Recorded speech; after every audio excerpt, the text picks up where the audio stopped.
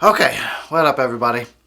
Welcome to the Deaf Twitch. I'm Eric Harrison, and I figured, I suppose we actually need to finish this franchise review up. I've put it off for long enough. I guess it's time to talk about the extremely pointless Nightmare on Elm Street remake from 2010.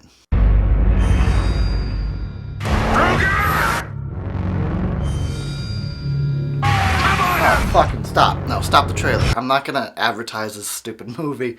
Let's just go into the autopsy. Let me tell you why I don't like this movie, and we can move on to better things. Now, we're going to do things a little bit differently this time. I'm not going to put in all the fanfare that I usually put, not a shitload of clips or anything. Think of it like my Halloween Resurrection review where I didn't use any clips at all. And this one I might use a few to help illustrate some points, but yeah, I'm not going to do a lot of editing into this because honestly, it's just not worth my time. This movie is so pointless. It's just not fucking worth my time. And it's my only day off, and I really didn't want to spend it sitting here talking about a fucking movie I don't like. So it's basically just going to be me and my beer, giving you all the reasons why I think this movie pales in comparison to the original. Let's get this over with. So because this is a direct remake of the original 1984 horror classic, A Nightmare on Elm Street, directed by Wes Craven, I will be comparing it very harshly with that original masterpiece. I'm not going to go easy on this movie because there's no fucking reason to. I do need to say right now, of course, I'm supposed to mention that the director of this movie was Samuel Bayer. We'll talk more about him later, but for right now, let's get into the comparisons of this original and this remake. And I want to start with the fundamentals of the reason for these movies to exist. Now, this remake of A Nightmare on Elm Street, its entire purpose, its entire existence is based on money. It's profit. It was made to make a quick buck. And some people might think that's a little bit cynical, but I'll explain in a moment why I believe this to be true. Now, the original, on the other hand, was directed by Wes Craven, and it was a movie that he had written. He'd only made 2 movies in the 70s. So here it is, early 80s, he had written this movie, and he really wanted to see it come to life, and he took it to like every studio, every executive. He was trying to find anybody that was going to fund this movie, and everyone passed. And you know what he did? He kept going, and he kept looking, and he was determined to bring this movie to life. Now, you know what that tells me? The original Nightmare on Elm Street exists and was built upon passion and love for the project. He had to see this movie come to life. If it was all about money, once everybody said, no, we're not going to make this, he would have moved on to something else and found another commercially viable project to work on in order to make that money. It wasn't about money at all. This was art. This was passion. He had to see this thing come to life, and he wanted to share it with the world. There's such a fucking vast difference between art that is created out of passion and shit that's regurgitated for a fucking quick buck on a weekend, when a lot of people that are familiar with the name of Nightmare on Elm Street and they're kind of familiar with the Freddy Krueger character are gonna go see it. It's a guarantee, and that's why this goddamn movie was made. Okay, let me go back, take a step back, and I'll explain to you why I believe this movie, and basically almost all remakes that has been a fucking just a plague of remakes for like the past 10 years, why this is such a thing now. Essentially, what's going on is the times have changed, and the politics of Hollywood and movie making have changed. And the reasons why are because of the rising costs of going to the theater, that combined with the piracy, people pirating movies and music and entertainment in general, and the fact that people have home theater systems now, and they could just stay home and watch a movie on a big-ass TV, with a nice sound system, so why even go to the theater and deal with all the bullshit when you can just stay home? So there's all these reasons why, unfortunately, the movie business has been suffering. Add on to that the effect of inflation, so now a movie that maybe cost $10 million to make in like 84 now costs $30-40 million to make at present time. So all these reasons, piracy, movie theaters costing too much, people staying home more often and not going to the theaters, it's making it harder for original ideas to get through and to get funded and to just be supported by Hollywood. And it's because They maybe spend 7-8 million on an original movie where there's nothing familiar about the territory. You know, it's a whole new idea or whatever. But you have nothing to build an audience on for the most part. You can release that thing in a theater and it might make its budget back, maybe. It might make 6 million, it might make 4. You might lose money. But if you take a movie that has a built-in fan base, well, then you're not going to really risk losing any money, are you? They might not, and it seems to, and this movie is a prime example of them seeming to not even try to make a good remake. It was just made to make that quick fucking buck. Now, look, it's got a built-in fan base, a really loyal, large group of horror fans that will go and see A Nightmare on Elm Street. Whether it's a sequel, it's a remake, doesn't matter, we're going to go see it. Now, so like I said, even people that have never seen, teens and tweens and shit like that have even never seen the original Nightmare on Elm Street, they know the name, they've heard the title, they know who the character Freddy is. Even they will convince their parents that, oh, we gotta go see this remake that's coming out, it's gonna be awesome. So it's a guaranteed buck, and yes, they probably made 30-40 million on the first weekend, and then I'm sure it dramatically dropped off after that. But it doesn't matter because it made its money back and it made a profit. Unlike if you put out an original idea now that has no kind of familiarity, no built-in fan base, you're losing money. So look, I get that, okay? Hollywood's got to make money to keep making movies. That's fine. But still there is, and it needs to be recognized that there is a vast fucking difference between art that is created from passion and something that's regurgitated for fucking money. Alright? Now, with that out of the way, we've got the fundamentals out of the way. Let's jump into more specific reasons why this movie just sucks ass compared to the original. Alright, so I mentioned that it was directed by a person named Samuel Bayer. He is actually a music video director, and he's done commercials as well. He's like really infamous in the Hollywood circuit for being like the go-to guy if you've got a commercial or a music video. I went through and looked through his list, and pretty much almost every music video he's ever been involved with is something I really like. It's a band I like. It's a good video. I'm like, oh wow, he made that. It's cool. He's made one film, A Nightmare on Elm Street, the remake. This is it. He made this one film, and you know what? It's funny. He didn't want to. For whatever reason, Michael Bay and the guys at Platinum Dunes, they went to Samuel Bayer, and I guess they wanted that music video feel or something, some kind of energetic bullshit for this movie, for the whole new generation, you know, that needs something flashing in their face at all times to keep their fucking attention. He turned them down like numerous times. He's like, I don't want to do this. No, I don't want to do this. And it came down to Michael Bay basically begging Samuel Bayer to make this movie, which he finally said, okay, fine, I'll make the movie. And then he hasn't made one since then. Bad move, dude. You should have stuck it out. Obviously, you shouldn't have. I don't know. You shouldn't have caved. I don't know. I think he realizes the mistake he's made. So first of all, you got a guy in there directing the movie that doesn't want to even direct the fucking movie. He has no passion for it. The other problem is Platinum Dunes. They did a good job on the Texas Chainsaw remake, but if you go back and look at my shitty ass review from back then, yeah, I'll call myself out. It was years ago. I wasn't as good. Anyway, one of the things I complained about, and what I always complain about when it comes to Platinum Dunes, which I did complain about in the Friday the 13th remake as well, is the fucking lighting. Why do they have this shitty movie lighting?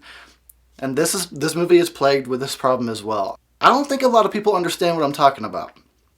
Maybe you need to have looked a little bit deeper into the filmmaking process or have even gone to school for it to understand. Lighting can be striking. It can call attention to itself when it serves a purpose. A lot of times, the purpose of the lighting is to not look like lighting. You don't want to think about how it looks like a fucking movie when you're watching a movie. It should look like real life. You know what I'm saying? It should blend in. It shouldn't even call attention to itself at all. Unless it's like a comic book movie or certain scenes in a horror movie that have special lighting. Maybe it's an artistic student film or something. Those are different. But when you just have a regular scene of people sitting around interacting and it's supposed to be reality, when I look at it and I just see fucking horror movie lighting, oh god, it's one of my biggest pet peeves, and it pulls me out of the movie. And this has that problem. In fact, it seems like every Platinum Dunes movie that I've seen has this fucking shitty horror movie lighting going on. It's just too obvious, at least to someone like me. That's kind of... It's because it's a pet peeve of mine. I'll admit I'm nitpicking there, okay? I'll give them that. That's fine. We'll move on from there. But then other issues come into play. Mostly, it's the actors. Or the actors. Wow, I said that word almost seriously. I use it fucking loosely, okay? Very loosely. These main actors in this movie almost look like they belong in a Twilight movie, not in a Nightmare on Elm Street. They certainly look all emo and just registering no emotion at all. This girl, this was her debut film, Rooney Mara. I don't know how to pronounce her name. You know what I'm talking about, though. She plays Nancy in this movie. I've been told from numerous sources that they've seen her in other movies and she is capable of acting. I haven't personally never seen her in anything else. I've only seen this girl in this movie, and you could fool me if she's capable of acting because it's just blank. There's nothing there. Every scene you look at her face and it's just like... anything could be happening in the scene and she's... You would think it's her first movie. You would think, oh, we're going to do a remake of a classic, beloved fucking horror movie from the 80s. Maybe I should put some effort into this role. Okay. Now, there could be numerous reasons. I can't necessarily put the entire responsibility on her. There could be any number of reasons why that performance turned out the way it did. It could have been the director, it could have been producers saying, no, we want it this way. You need to look like this. I'll never know. I was not on the movie set. I was not there. But Jesus, dude, she should have tried something. Now listen to me. Something's going on, okay? Tell me what happened to Grace, Jesse. Someone killed her in her sleep.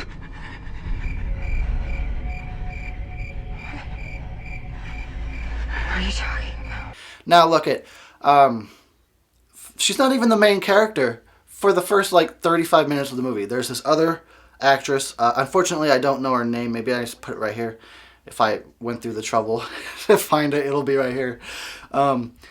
She's the only person in the movie that is trying. This girl is acting her fucking ass off. She may not be Oscar worthy, but goddamn, she's trying. Look at her. She's fucking trying to emote.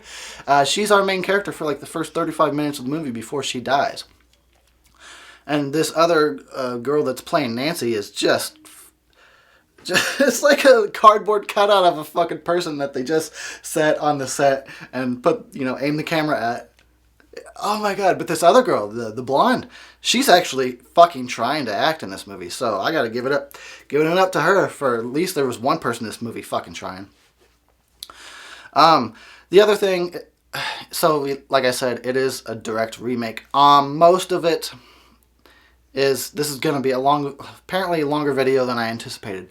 Most of it is a direct recreation, and there's certain scenes that they really directly recreate, like with the bathtub scene, Freddy coming through the wall. And look at that shitty CGI of Freddy coming through the wall.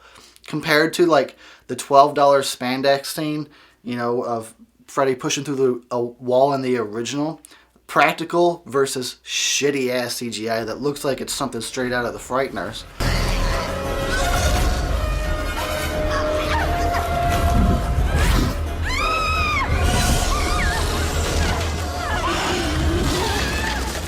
Alright, hold on, I need a drink. I got a drink, man. This fucking movie.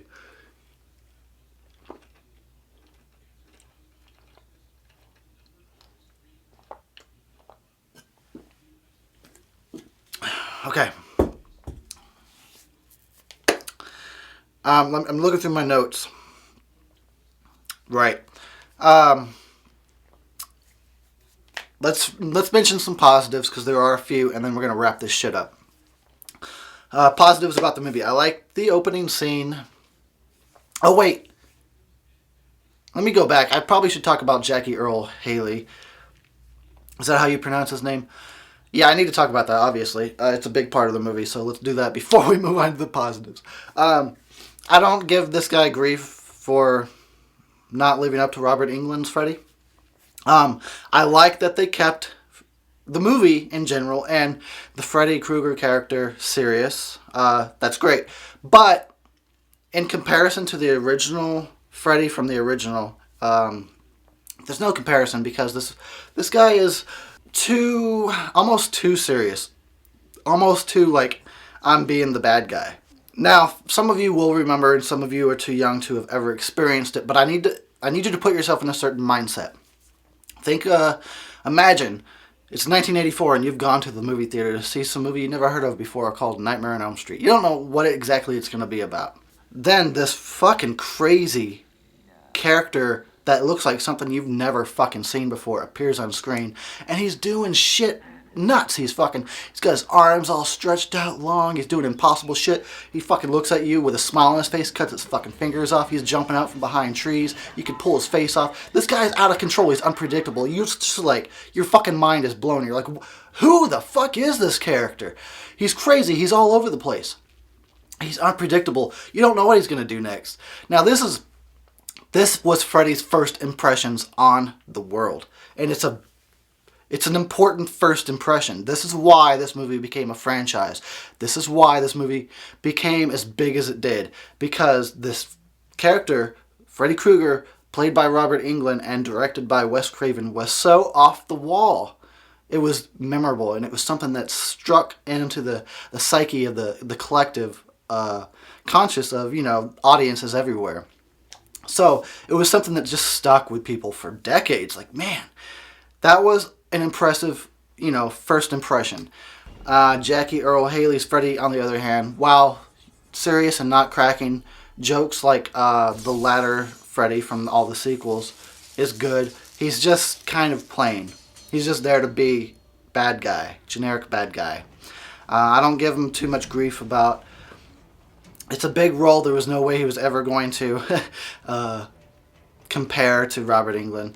So I don't give him too much of a hard time, but I do think that they needed to have put some kind of more characterization in there, something in there to really strike a chord with people. Instead, he's just, I'm bad guy. I don't care for the makeup that much, but again, if it's a different guy, it's for the first time ever in an actually new line Nightmare on Elm Street of any kind. This is the first time that somebody else has ever played Freddy. I'm not talking about fucking fan films and shit. But, first time. So, naturally, I guess they wanted to change up the character a little bit, and they wanted to make him look different. I don't care for it, but that's understandable. I do like all the scenes where they show him before he got burnt and the parents burning him up and stuff like that. That's all good. Oh, yeah, they did add some stuff into the movie, into the mythology of the movie that I really fucking like, actually. The characters will go and look up stuff about sleep and sleep deprivation and what it may do to you. And they mention a lot of really interesting things that I feel like is probably the only stuff that adds to this movie at all. He calls them mini naps, which is a funny way. I don't know. Is that what mini naps? Whatever. It's where they've been awake for so long that even when they're trying to stay awake, they kind of drift into a dream state for moments at a time. That's actually really cool, and it made for an interesting scene with Nancy in the drugstore. And then the idea that if you try and fight off sleep for so fucking long, eventually you'll just go into a coma and basically be asleep forever. That's a really cool idea too. I like that. So this is some of the only stuff that adds anything of significance to the movie, to the mythology at all, to the franchise. They do come straight out and say that Freddy was a child molester in this one, which is fine with me. I mean, I'm not saying child molesting is fine, obviously. But Wes Craven's original idea was this guy was supposed to be a monster. The worst thing that you can imagine, and what is fucking worse than someone that, hurts and kills children in that way. So, at least they just kind of came out with it. It's supposed to make you not like him. He's supposed to be the bad guy, obviously. Unfortunately, the old Freddy, over the course of all the sequels, became a hero, or an anti-hero, which was kind of strange. But they tried to bring it back to its darker nature in the remake, so that's good. I think that's about all the positives I can say. The last thing I just want to mention is the general lack of imagination in this remake. I'm not a big fan of CGI, as you know, but with the state of technology as it is, you would think that there would be more interesting dream sequences in this movie. But really, it's just all rather dull. People just kind of go into another environment, and nothing that crazy happens there. It's true. Anyway, let's wrap this bitch up. It's fucking going on for too damn long. 0 stars. 0 out of 5. This movie was completely fucking pointless and exists only to make a quick buck and then be forgotten, which is what it did. If it happened to have introduced 1 or 2 people that had never seen the original to, the Nightmare on Elm Street franchise, I guess that is a positive. Otherwise, I don't see any purpose to this movie. 0 out of 5 fucking stars. What a way to end the franchise review. But anyway, thanks a lot, guys, for fucking putting up with this.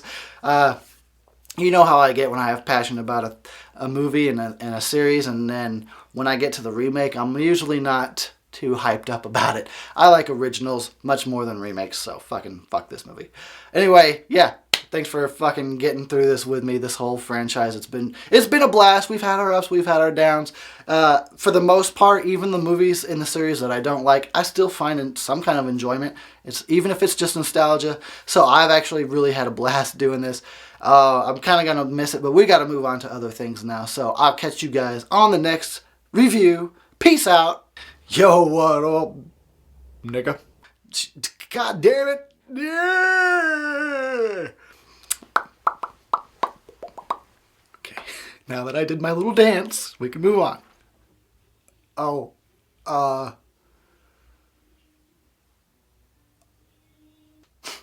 having a problem here. Okay, there we go.